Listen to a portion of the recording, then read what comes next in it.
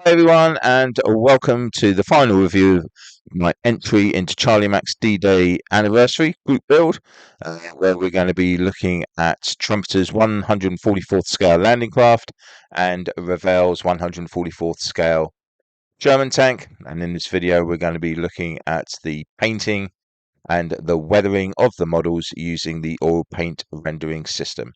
So first off, we have to lay down a primer. Now, I'm a massive fan of Mr. Hobby's surfaces, and this, as you can see, I'm using mahogany, which has been thinned down using Mr. Color's leveling thinner. And then it's just a matter of putting down 2 or 3 coats. Um, First of all, I'll lay down an initial coat, which is quite a light coat, barely covers the model part. And then once that's done, I'll put that to one side, and then I'll get another part of the kit and do exactly the same. And then by the time I've gone around all the parts, the first part that I've done will be dry enough then to add on another coat, and this way you're just building up nice thin layers. So that then leaves you a lovely surface for which you can then put down your acrylic work and also to be able to do your weathering as well. So really pleased with how things were heading at this particular stage, and with the main boat itself, lots of detail there, still clearly visible because of the thin coats that have been put down on the model. So let's have a look at the colours we're going to be using. I'm using Mr. Hobby Aquarius, or Aquarius, however you'd like to say it. So we have the greys, the greens, and then I'm going to do a bit of a camouflage pattern. So here that will be using blue-grey on top of a white background using Mr. Colour. So with the coats laid down, it looks like we're back to stage one again with the colour that the kit came in, but I can assure you this is the actual grey paint. The great thing about Mr. Hobby is it does level out any sort of little scratches or grooves you may have in the model and gives you a nice surface to work from. And all the parts have been done nicely, and all that would leave me then to do is just to do some fine detail painting, where I actually use Vallejo because I find it's easier to do fine painting with that. First off though, we're going to do a camouflage pattern, so it's a matter of masking off all the areas that I want to remain grey, and then what we're going to do is cover it in the Mr. Colour white, again doing very thin coats and building up the colour.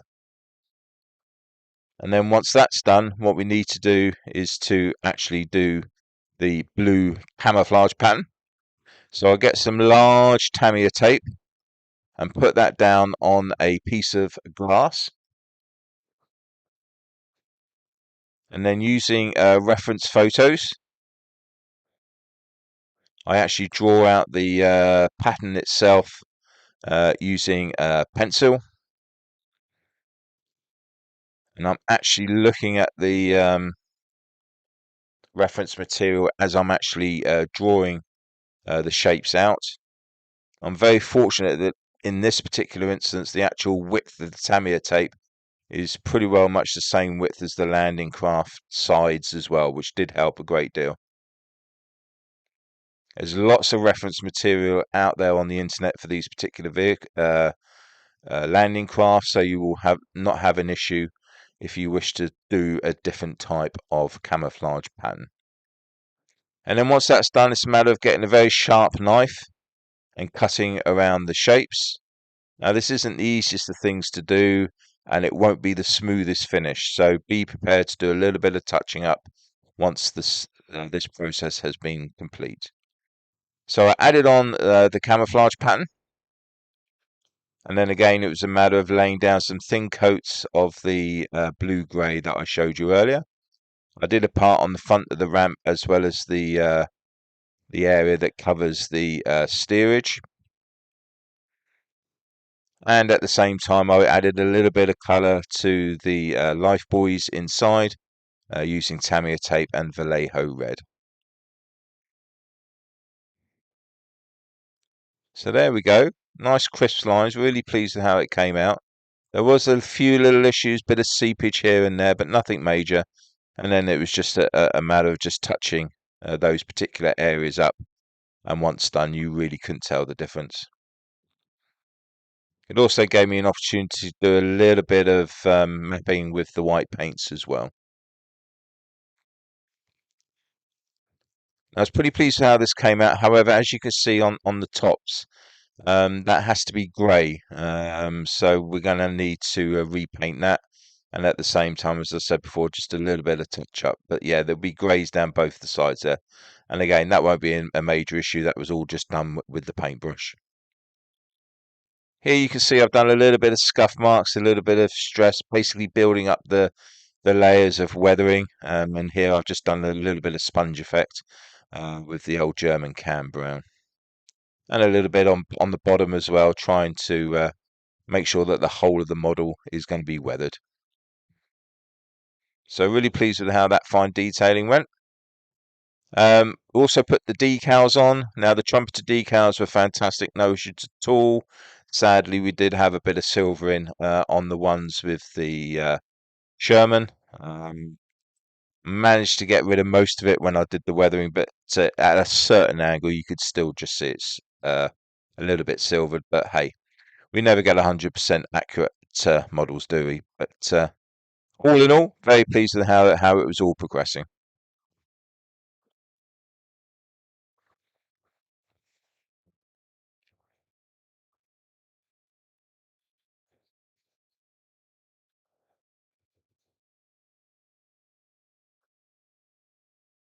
And there was the decal number on the tower as well, 113. I started doing a little bit of figure work. If Gavin Booth's watching, look away now, mate. These ain't the best ones in the world. I'm no figure painter, never have been. I did do a little bit more to these later, but yeah, they are what they are. So I'm going to spend a little bit of time now walking you through the process that I use to weather vehicles using oils, better known as oil paint rendering. If you really want to know how this is done, then check out Mike Rinaldi's channel, Rinaldi Studio Press. He is the main man, and he is absolutely superb at it. Nowhere near as good, but I do get some nice results, and I'm really pleased with how this turned out. As you can see, those were the oil paints. Put on a bit of cardboard to let the linseed come out, which allows the oils to dry a bit quicker. These are the application brushes, blending brushes, and your paper towels, and also your thinners, a nice clear one, and a slightly dirtier one to get the initial uh, oil paint off. So we need to just prepare the surface. So we're just laying down a very thin coat of thinner. Do not soak the model, otherwise you'll have no end of problems. And this way it also cleans up the surface as well before you do your first bit of oil work.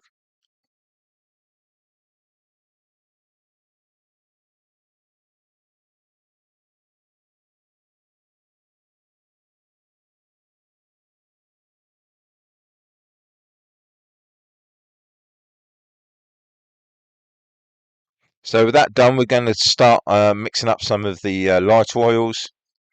Here we have a buff from 501 Absalon, and we have some yellow hue from Windsor Newton.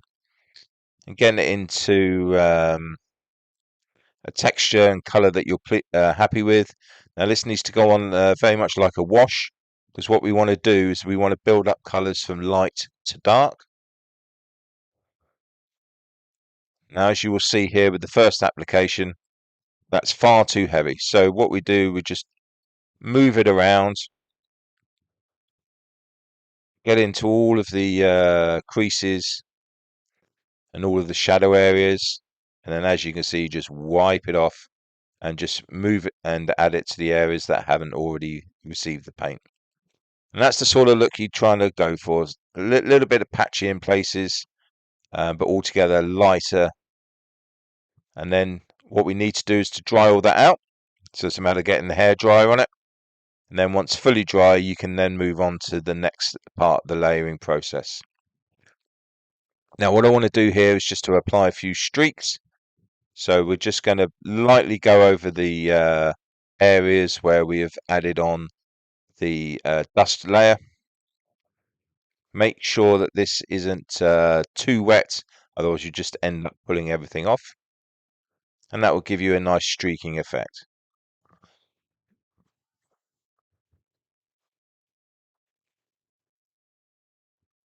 Again, get that all dried down with the hairdryer.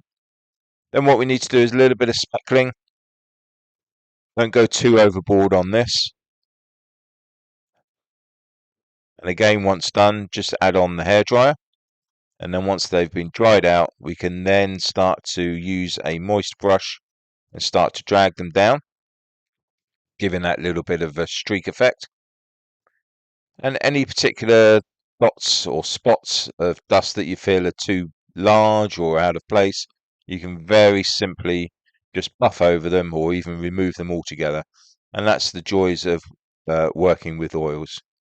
And again, the key to oil paint rendering is about building up your layers. So again, this is another layer of dust and effects added on to what you've already done.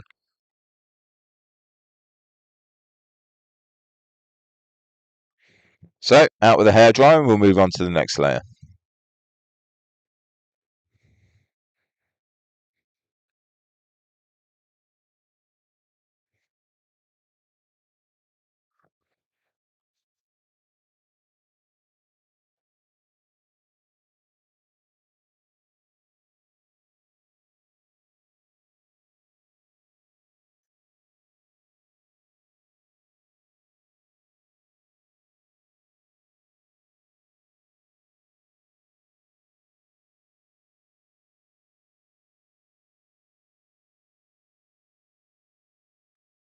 Now what we're doing is adding on a slightly thicker layer of dust. So now you're not going to be using so much thinner, and it's key to make sure that you blend this in using either a stippling effect or a streaking effect. And here, as you can see, I've done most of the lower levels using this process. And that area complements nicely the original dust layer that we put down. Now what we want to do is to try and return some of the colour to the model. So using some green hue from Winsor Newton, we'll just gently dab in the areas that we want to get the colour back into. Try and sort of like dry brushing, go over the actual edges as well. That's quite a nice effect. And again, get all of those particular areas blended in.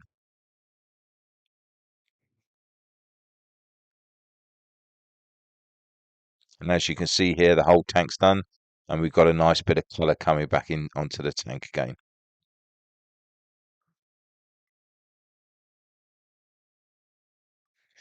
Right, next we want to add some colour to the rear exhausts. And here we're using raw sienna, again dabbed out, thinned out.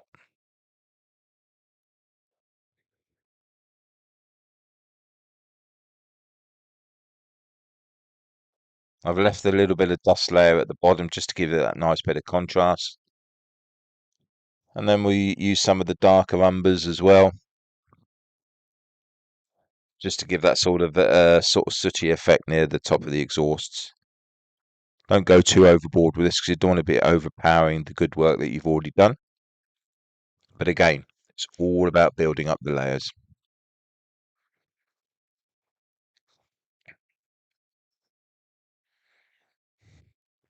So really pleased with how the rear stacks turned out.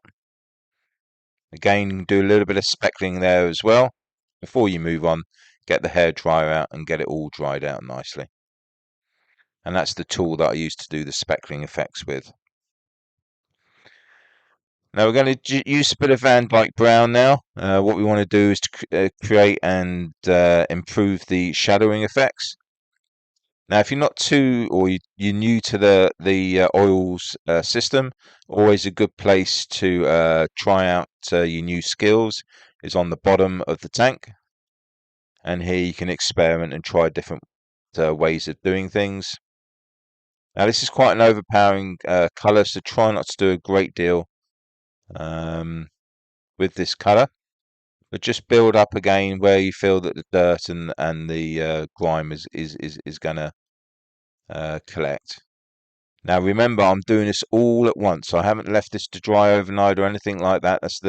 That's the great thing about the oils. Just make sure that you use the hairdryer in between levels to dry out each layer. Now here I'm trying to work through the silvering on the decals to improve them a little bit. And in the end, it didn't come out too badly.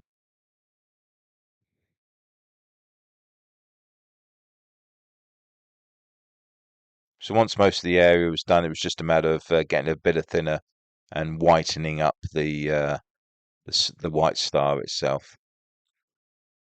And there we have it. Quite pleased with how that shadow work came out. A little bit of silvering at a certain angle there. Very annoying, but hey, it is what it is.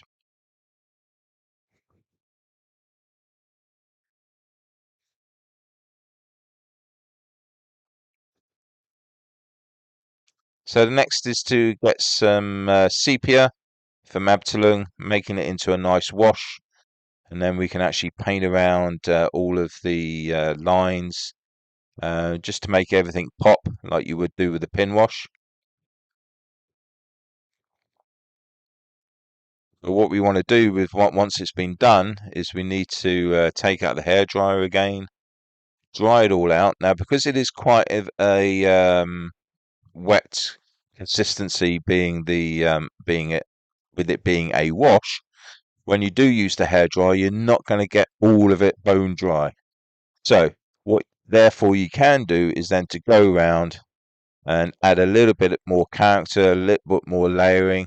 You can add some nice streak marks by pulling down any sort of pools of oils that have been left there, and you can create some lovely effects.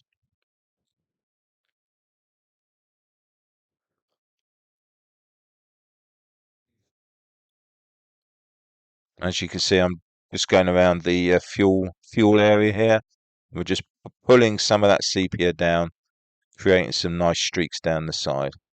And with the dust base that you used, it stands out really well. It's a lovely way of creating streaking effects.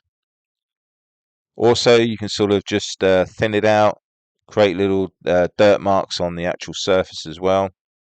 And if you want to, as a final way of doing things, you can do a few little sprinkles as well.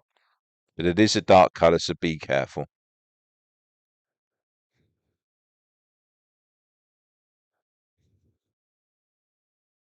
And there we have it, all done. Um, Gives you an idea of the processes that are used when doing oil paint rendering. If you like this type of finish, then I strongly advise you to give it a go. Oils are a great way of creating really good weathering effects. I'll just leave you a couple of pictures now of the actual Sherman itself.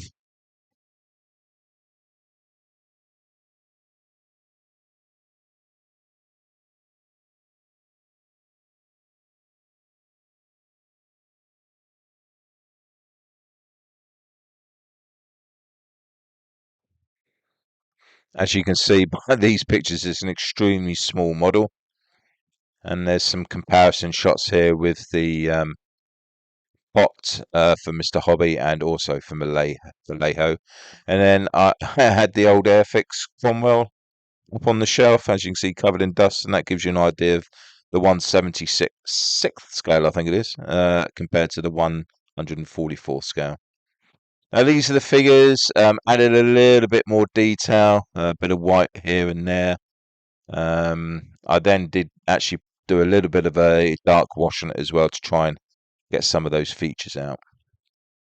Now this is the actual landing craft itself, all weathered using the oil paint rendering system that I described earlier. Now, I'm not a great fan of rust on my models. However, after looking at all the reference material, these boats are absolute rust buckets. And to be fair, I probably haven't put enough on. A great scene for reference was the beach landings in Saving Private Ryan. The landing craft there used was really rusty. And again, there's lots of photos online showing how worn out these particular craft were. So I was really pleased with how that all turned out. Now, I'm very fortunate that I own copies of the D-Day landing maps that we used. So I thought it'd be appropriate for me to use those as a backdrop to show you the final video. I've also got some final photos at the end of this video as well to see. So it really just leaves me to say a big thank you to Charlie Mack for organising this 80th anniversary D-Day group build. It's been a lot of fun. It's the first time I've done this small scale and I really have enjoyed it. It also leaves me to say a massive thank you to all of my subscribers, old and new. I really do appreciate your continued support of my work and of the channel. And happy modelling, everyone.